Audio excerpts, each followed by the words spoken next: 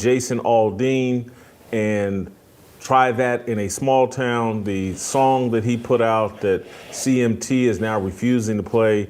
Based on what I'm about to say, it takes a level of honesty, transparency, self-awareness, and courage to stand with and say, you know what, I don't have a problem with Jason Aldean's video or song or the location. Sucker punch somebody on a sidewalk, carjack an old lady at a red light, pull a gun on an owner of a liquor store. You think it's cool? Well, act a fool if you like. Cuss out a cop, spit in his face, stomp on the flag and light it up. Yeah, you think you're tough. Well, try that in a small town. See how far you make it down the road. Around here, we take care of our own. You cross that line, it won't take long. For you to find out, I recommend you don't. Try that in a small town. Got a gun that my granddad gave me. They say one day they're gonna round up. Well, that shit might fly in the city. Good luck. Try that in a small town. See how far you make it down the road. Around here, we take care of our own. You cross that line, it won't take long. For you to find out, I recommend you don't. Try that in a small town. Those are the lyrics. Non-controversial, makes perfect sense. This guy's upset about the BLM riots. This guy's upset about the direction of the country. And this guy's upset about a level of violence that our government seems to condone and support. I'm fired up about this topic because the level of stupidity and dishonesty that we're allowing, and we don't understand just common sense, the common law of nature. For every action, there's an equal and opposite reaction. Jason Aldean sounds like a man with a pair of balls. And it's saying, oh, y'all want to be about that life? We can be about that life too. Hey everyone, this is Rock from StageandSky.com, and I had a quick take on the whole Jason Aldean controversy. I'm going to give you an opinion that a lot of people might not have considered, but I've been talking about it ever since the whole George Floyd stuff, even before that with the Black Lives Matter rising. First off, I don't condone Jason Aldean doing the video at a courthouse where a black man was supposedly lynched. I think that sends off the wrong signals. But as far as his lyrics that you just heard from Jason Whitlock, I've been talking about this for a long time. For a lot of black people, all right, let me put it this way. I grew up military. And anyone who's grown up military can tell you that we move around a lot, you know? So I was born in Virginia, I used to live in Florida, lived in Texas, Louisiana, all before going to Georgia, you know? And this is all before the 5th grade, where I moved from school to school to school. And a person who moved around a lot, whether you're black or white or whatever, can tell you that the world is bigger than your small town. The world is bigger than just your city, just your culture. What I suspect has happened with a lot of people, especially when it comes to the hip hop community and black culture, is a lot of people, you're born and raised in the same city.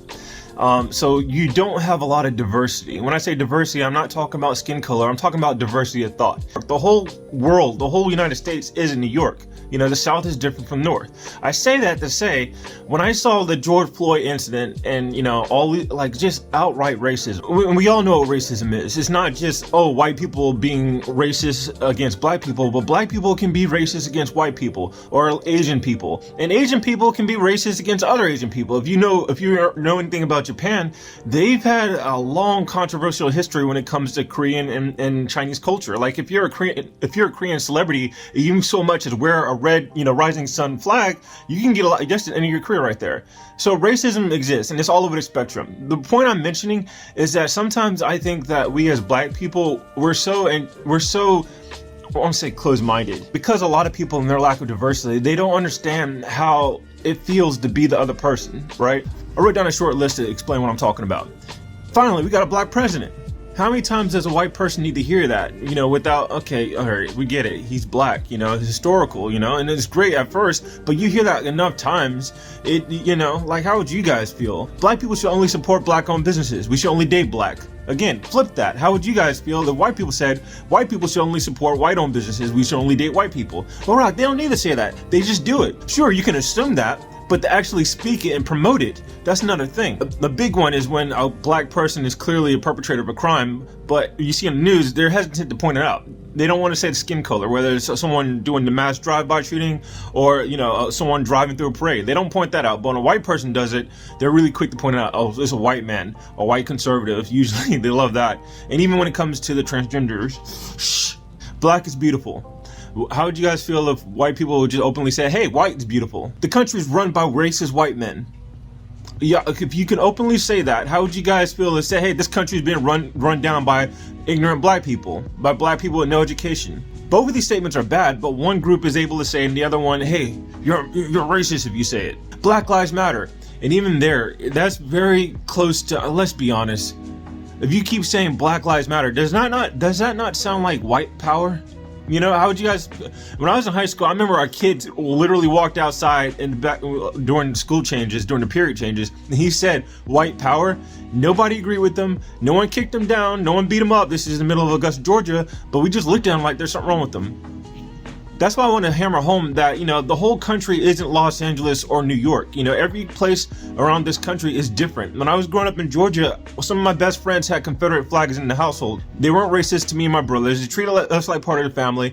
And it wasn't until, like Royce liked to say, it wasn't until people started saying, hey, that's actually racist. You should feel bad for this stuff happening. It's like, no, we're good, But a lot of people bought into it, and it's very advantageous to buy into it, because if you blame people for your station in life, that does give you something to say, hey, this is why we deserve blank. This is why we're entitled to blank. My parents didn't raise me like that. If you don't have a lot of white friends, if you don't talk to other people of different races or different cultures, all you know is just your own. So yeah, I think I understand why a lot of black people say stupid stuff like, oh, you can't be racist against a white person. You can only be racist against black people, because that's all you know. Jason Aldean, his reaction, this song in response to what he's seen, he's not alone. Believe me when I say he's not alone. Jason Whitlock saying he's the only one in country music who has the balls to say this, he has a point. I've been saying this in essays ever since I saw the George Floyd movement, where you saw just black people attacking white people.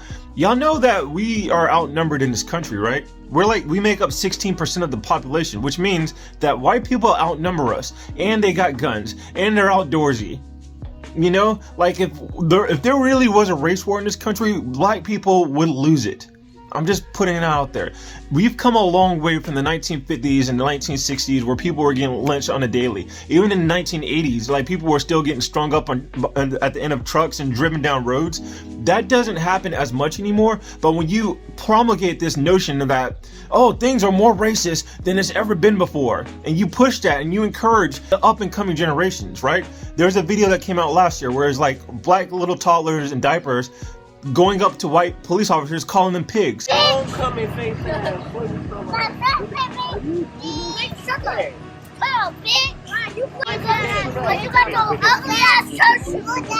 Pigs. It's like they don't just jump out of the womb acting like that. Someone instilled them with that attitude.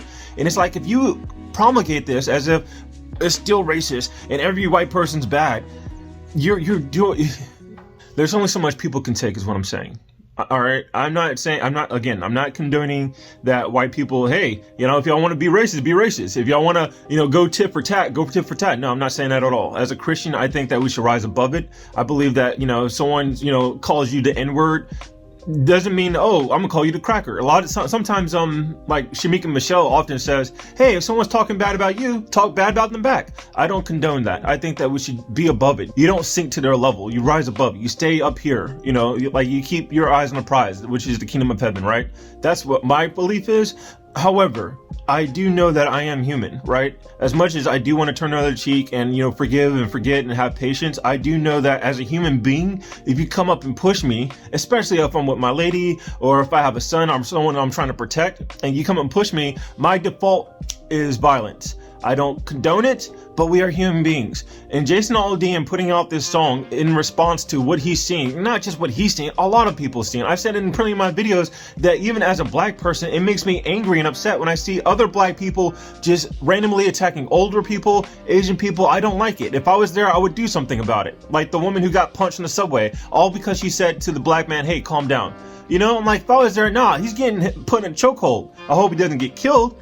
No, I won't condone that. However, there's a reaction. Like, you go to Dubai, you act a fool, you know, like, they have rules there. We need to start being reasonable and honest about what's going on in this country. All right. Jason Aldean putting out this song it makes sense. All right. And I think that if people want to keep ignoring it, or you want to keep, you know, with these stupid hypocritical rules like, oh, we can do this, but y'all can't do this, you know, but hey, equality. And I know for a fact where they're, you know, like, it doesn't matter if you're a nerd. It doesn't matter if you are the most timid, most peaceful creature on the planet. Every man has a limit. Every man has a point where if you keep pushing him, he's going to break. He's going to react and explode. That's why I think it's super important for people to have a diverse group of friends, right? When I was 22, now I'll stop. When I was 22, I was just graduated from college and I was delivering pizza, and my manager was a white guy, right? And we had these deep philosophical debates, these topics about racism, because he was kind of like, he bought into the stereotypes. He made fun of stereotypes, you know, when it comes to Indian people and black people. And I wasn't offended. I was just, okay, well, why do you have this? Let's talk about it. And he said all kinds of crap about affirmative action, and I listened to it and I argued my points. And that's a good thing, ladies and gentlemen. This is America. You know, you can have a difference of opinion, and if you can articulate it and still be cool about it, you can have a decent, honest conversation where you learn the other point of view. It's not so much you're trying to convince them, but you're just trying to learn. You're trying to understand. And I think that's super important, right? Because it lets you let go of all the enmity you might feel. Oh, that's just racist, just to shut them up and silence them. No. When I talked to my friend back then, like, I found out that his dad was a white guy. This white guy I'm talking about. His dad was jumped by a bunch of black dudes, you know, out of the blue for no reason. So it makes sense why he'd have racist opinions. I'm not condoning it. I would ask that, hey man, maybe some therapy, you know, Christ forgive, you know, but still, I'm not him. You know, if I saw my dad get jumped by a bunch of white dudes talking about something, yeah, N-word, yeah, you know, I would still love white people, but it would probably take some time to get over that. You know, I'm like, dude, that happened. You know, that's your dad. So for a white person to get jumped by a bunch of black dudes, he probably thought it was racist. I understand why he had those opinions. So what I'm saying is, I understand Jason Aldean's lyrics. I understand his attitude. I understand his reaction to what has happened in this country, right? I don't think it's wrong to call out behaviors that's perpetrated by a particular race. I do think that him filming at that courthouse is a little bit questionable. I wouldn't have done it. I would have done research like what happened here or whatever, but you never know. You can't say, oh, he did it specifically to send a message of lynching. I hope that didn't happen, but he put out a Twitter comment where he kind of dodged a lot of subjects, and then of course Jason Whitlock pointed out, hey, he didn't mention anything about that courthouse. So I'll leave that up to you. But let me know what you guys think, right? Am I off my rocker? No, right? You got a total line. You know, let me know what you guys think.